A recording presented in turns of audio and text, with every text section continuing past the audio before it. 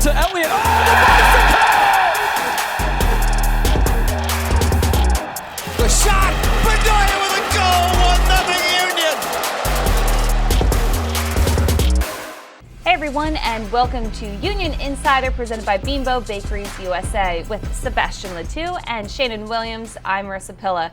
Well, there's been a lot of ups and downs in this long season, but we have finally made it to the last week of the MLS regular season.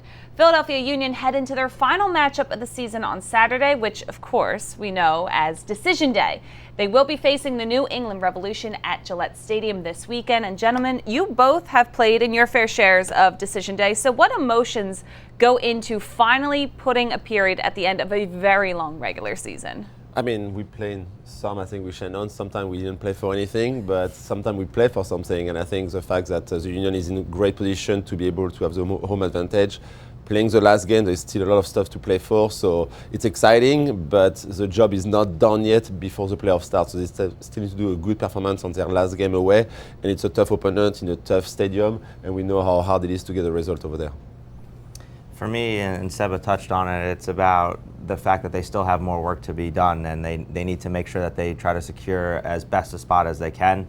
Right now they're going to be in a big fight with New England, and it's going to be an important game for them. So it's just about trying to secure the end of the season, make sure that you're in the best possible spot to set yourself up for a good playoff run. Let's get into our first team report presented by Green Mountain Energy. After 34 weeks and almost 3,000 minutes of soccer, the Philadelphia Union will wrap up the 2023 regular season on Saturday. Decision Day always carries a lot of weight. For some teams, a playoff spot is still up for grabs, and for others, like the Union, a good result on Decision Day means good standing for playoff seeding. With a win against New England this weekend, the Union can seal home field advantage in the first round of the playoffs. Here's what head coach Jim Curtin had to say about this Decision Day matchup against New England. Yeah, look, it's been a unique week in that, both teams, us and New England, are both missing players due to international duty, which is a good thing, but it changes the preparation. We should have everybody fully back by tomorrow, which is good. It's always a really tough battle when we play against New England, especially on the road. When you talk about them, it starts with Carlos Gil, one of the best players in the league. You have to do a good job limiting where he touches the ball. And then, playoff seeding is on the line, so we want to finish as high as possible, obviously, to try to have as many games in that Subaru Park as we possibly can. You always want to go into the final part of the season with some momentum. We haven't been beaten a lot, but we know we've had a lot of ties that maybe could have turned into wins, and this is another test for us before we go into the real season. The games of elimination, the games of consequence, and yeah, like I said, whenever we get together against New England, it's always a battle. I've got the fellas back here with me to preview this matchup against the New England Revolution. Now, the Union beat New England earlier this season, but that was way back in May. What will be the biggest differences for both sides in this one? A big difference is that they're going to be on the road for this one. We know that New England plays on turf, and that's sometimes hard to get up to speed with, so you're going to have to do a good job of making sure that they're up to speed with the turf. And then dealing with New England's dangerous attack. They've got some players in the attack that can definitely cause you some problems. The Union will have to do a good job defensively to make sure that this team stays in third place. Yeah, there's a lot to play for, Seba. If they get a big win in New England, then they get home field advantage, which we know is huge in the playoff, especially a best-of-3 situation that's coming up. So how do they keep their foot on the gas? I mean, like you said, there's so much to play for this game, not just for the Union, but for New England as well. If New England beats the Union, they are going to pass in front of the Union, which is then, depending, of course, the result of the other team, the home advantage for the Union will not be there. So it's a big game. We all know that New England is going to be motivated. It's nothing like comparison to what happened in May.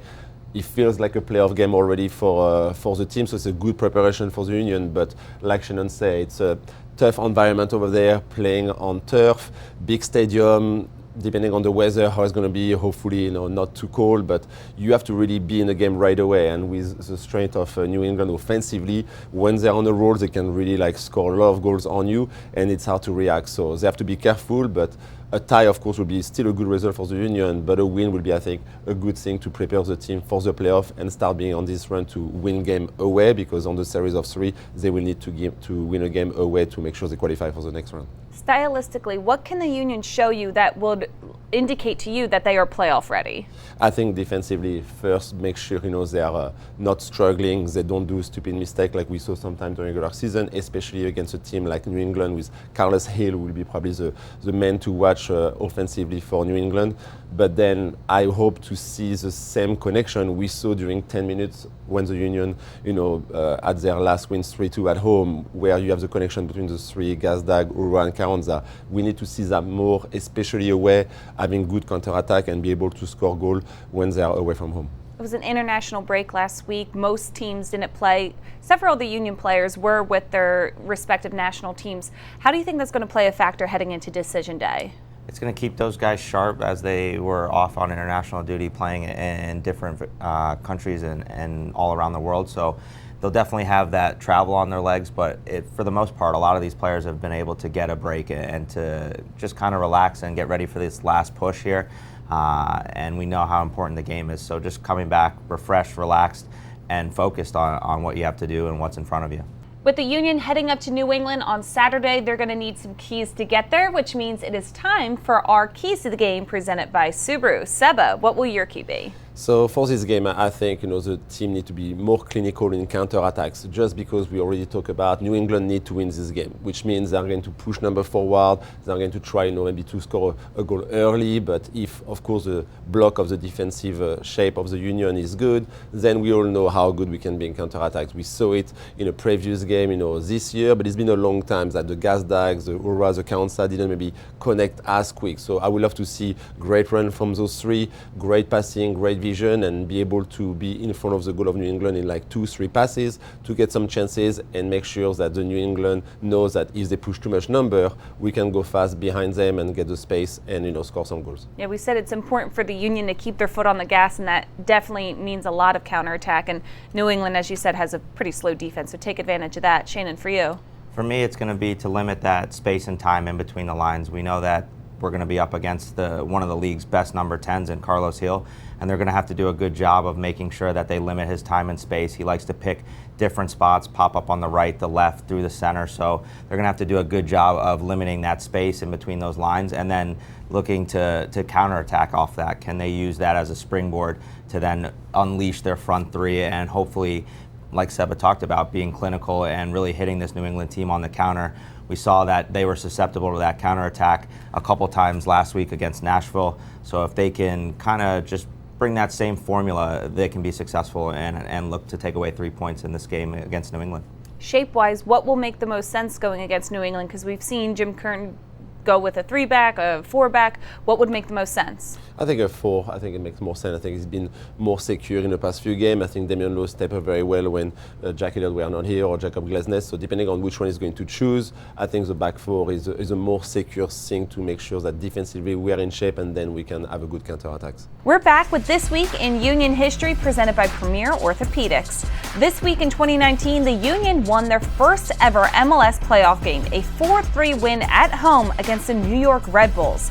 The Union came back from deficits of both 2-0 and 3-1 in this wild match, with Marco Fabian scoring in stoppage time of the first half of extra time to put the Union ahead for good as they advance to the next round. We're back with Throwback Thursday presented by United Concordia.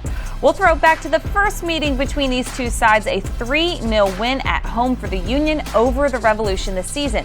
Daniel Gazdag had a brace in this one, with Julian Carranza also tacking on a goal in the 88th minute. And you can't forget about a clean sheet for Andre Blake. Welcome back to the show. I'm Marisa Pilla, and it's time now for another edition of Bracket Breakdown presented by Subaru. With one game left in the MLS regular season, let's take a look at where the Union are in the Eastern Conference standings and who the Union could potentially match up with in the playoffs. Right now, the Union have 55 points and are in third in the East. With a win against New England on Saturday, they could remain in third place and play either Atlanta, Nashville, or potentially even New England again. If they draw or lose and other results don't go their way, they could be playing in the 4 vs. 5 matchup against any of those previous teams, plus throw in Columbus Crew in the mix. This is a new playoff format this year. The Union will be playing in a best-of-3 series for the first round of the playoffs. How does this new format play to the strengths of the Union? I think we kind of been in a format where you play two, with Sheanon, one away, one at home. But I think this year the fact that there's a week, between each game, which give more time for the preparation, for the travel, for each team. Before it was always like 3 days, and when you are tired or something happened, you can't really be physically ready, especially when you have to travel for those games. So I kind of like the fact that it's a 3 series with a week of preparation for each team.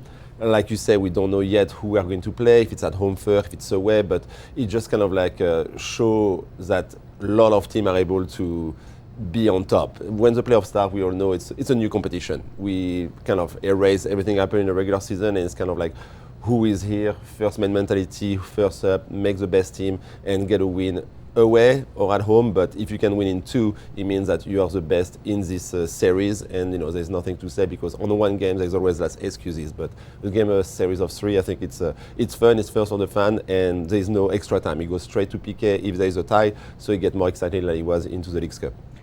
Like you said, you really need to flip a switch going into playoffs. It's really a clean slate. How do you describe the mentality that changes from turning the page the regular season to the postseason?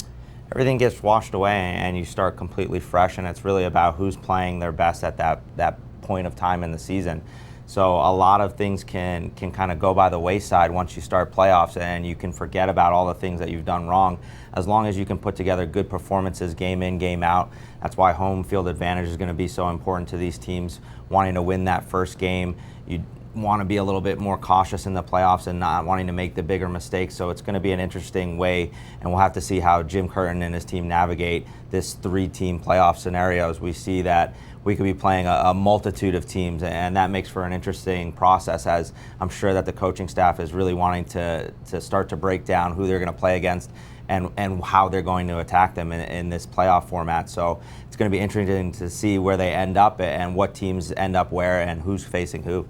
We're back again this week with another edition of Onside Offside presented by Green Mountain Energy. You guys know how this works. I ask these guys a question. They have to respond with whether they agree or disagree. Agree is onside, disagree is offside. We played this before. You guys ready? Yes. Okay. Jose Martinez missing this game against New England isn't a bad thing, because that means he gets more rest. Onside or offside? Onside or offside? That missing Jose is not a bad thing. What do we got, guys? They both disagree. Tell me why. It's just because, there's already a week off, this week, even if he went with the Venezuela national team. But you kind of want to get this last game, like we said, you kind of like get a playoff feeling, about it. It's kind of like competition, and you need a player like Martinez in the team to kind of get all the players together and get his energy into the game. So not having him might be a little bit a disadvantage for the team. And then if he comes back for the playoff, Jim Curtin needs to change a little bit his format or his formation. And we all know that he doesn't like to do that much. So it's going to be maybe a little bit different, team we will see for the playoff when Martinez will come back. Yeah. For me, he just does so much work defensively, and there's still so much to play for in this game. And the Union really need home field advantage, if I'm being honest. I think that a third game at Subaru Park makes a big difference than having to travel somewhere else. And you want your best players and your best 11 to be out there on the field. So it's going to be a big miss for the Union. We know that there's other players that can step in and have stepped in this year for Martinez, and they'll have to do that again. Well, Martinez was one of 9 players who was away for international duty. So having 9 players play for countries during the international break was more beneficial to the upcoming playoff run than everyone resting. So it was better that they had so many players going international than it would have been to have everybody rest. Sorry. You both disagree. No, I want to say offside. Sorry. Okay, so you both disagree. Sheanon, Yes. you go first. For me, the rest is invaluable to this team. I think it's a team that's played almost the most games in MLS, and that starts to wear on you. And when you add more games in terms of international duty, that makes it tougher. And you're going into this last little bit, and you're definitely tired at this point in the season. So it would have been nice to have those guys rested. That obviously didn't happen, and now we'll have to see what the ramifications, if any, that are going to pop up as we have these last game and then playoffs. Yeah, I totally agree with what Sheanon is saying. What I will add to it's not having those 9 players doing a week it's not easy for Jim Curtin and the coaching staff to prepare this big game in New England. And when you don't have all those players, you try to make session and not having your full starting 11. It's very hard to prepare fully for this big game. So it's not easy, and it's kind of like not a lot of rest, and at the same time traveling and not be able to prepare the game, which is very important for the Union on Saturday. When Union Insider returns, we'll take a look at another former MLS MVP and one which the Union will key in on as they take on New England this weekend. We'll be right back after this. Time for this week's Chick-fil-A Nugget of the Week. This season was the fourth in club history in which two players had 10 or more goals, Gazdag and Carranza. However, this is the first time in club history it happened in back-to-back seasons. Welcome back to Union Insider, presented by Bimbo Bakeries USA. I'm Marisa Pilla, he's Sebastian Letou, and down there, that's Sheanon Williams. The Union entered this season a talented squad surrounded by a lot of high expectations. Throughout the 2023 season, the team has been tested not only by themselves, but by opposing star players. The boys in blue have faced a plethora of talented attackers this year, and the final game of the season against New England will be no different, as they have elite midfielder Carlos Gil to defend, which makes him the subject of this week's player profile presented by Subaru. The 2021 MLS MVP had a stellar season for the Revs, 11 goals, 14 assists in 30 matches this season. Now, we've seen this time and time again. The Union are tested by really talented attackers and forwards, midfielders, all that. What makes this so different, having to defend Gil at this moment in the season on decision day? Because we all know the player he is and what he can do for his team. We all know they're going to take all his hope on him to kind of get their attack together. We all know how good he is on the ball and just the vision he has. So if you really give him some time and space, he can really pick you apart. And with this season, he had already almost MVP season. The only thing is New England is not on top, so we don't really talk about him that much. And with the Bruce Arena episode this season too, the New England team kind of like miss a little bit some of their game. But he is still like one of the best players in this league. He is great to watch, and he can really like pick you apart. So they really need to be careful about him. He's a great player, and he can score, he can pass, and he always wants the ball. You are going to see him, coming low, sometimes staying high and kind of try to hide a little bit, but then put in the pocket and get the ball. So he's a great player, and the Union needs to really be careful about him. Yeah, the Union has to be so careful. As you said, he's a great passer, he's a great attacker, he defends even sometimes. So usually that person to defend that kind of player is Jose Martinez. He's not available for the Union this weekend. So who does that fall on? Well, it'll first come down to what formation they pick. If it's a back three, then it'll fall on those center backs, making sure that they're tight to him anytime he's getting the ball in the attacking third. And then it's going to come down to the midfielders really just closing up those spaces. We know that as the game goes on, he'll start to go deeper and deeper to try and find the ball. So if they can start to send him away from their goal, they can be a little bit more successful and making sure that he can't have the effect that he's had in a lot of these other games with 25 goal contributions, 11 goals, and 14 assists. That's almost half of their goal output. So he's obviously what makes their offense tick, and they need to do a really good job of making sure that they keep him as far away from the goal as possible. Now let's take a look at some of the action from this weekend in MLS around the league, presented by Torque. There were only 3 games this weekend, but that didn't stop them from being highly entertaining ones. Diego Luna scored this goal in the 76th minute for RSL as they came back to draw even at 2 with the LA Galaxy and come away with a point on the road.